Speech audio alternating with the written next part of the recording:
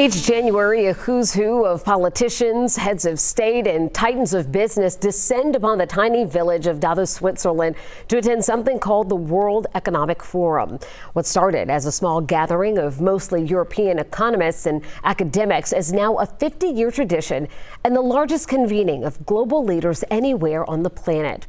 There was a Georgia flavor as well. 11 Alive's Faith Jesse spoke with the Georgia-based CEO of Rubicon Digital Assets to break down the key takeaways. Can you help us understand why Davos is considered so important on the global stage? I'd be happy to, Faith, and good to be with you again. First of all, I've had the privilege of attending events at the White House, the Super Bowl, the Olympics, you name it, the UN General Assembly Week in New York. And I've never seen anything like this in terms of the operation and the security because of the absolute sheer number of world leaders that are in attendance in one place. It was absolutely unbelievable. Greg, I want to ask you, what were some of those key themes everyone was talking about this year in Davos? AI, and AI. Artificial intelligence was being discussed from breakfast to after hours in every possible setting and with good reason.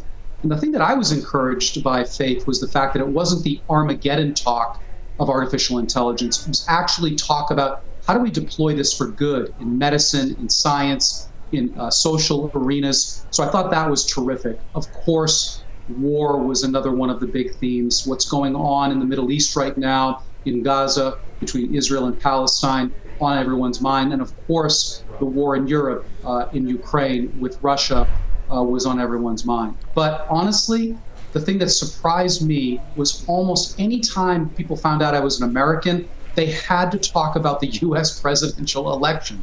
It's on everyone's mind across the world, far beyond what we might think here in the U.S. Greg, I understand you were not the only Georgian in attendance this year. So why does the World Economic Forum matter so much to the folks right here in Georgia? Well, far from it, Faith. As a matter of fact, I was not the only Georgian there. And think about it, though. I mean, Georgia is a state that has a lot to be proud of. We are one of the few places in the world that have hosted an Olympic Games. We have the busiest airport in the world. We have some of the finest universities in the world. And as a matter of fact, some of the largest corporations anywhere on the planet are headquartered right here in Atlanta, Georgia. And for that reason alone, there were many of the senior executives from companies like Coca-Cola, Home Depot, UPS, I could go on, all in attendance. And you never know who you're going to meet in Davos. When I was walking down the promenade, as they called it, who did I bump into but our governor, Brian Kemp?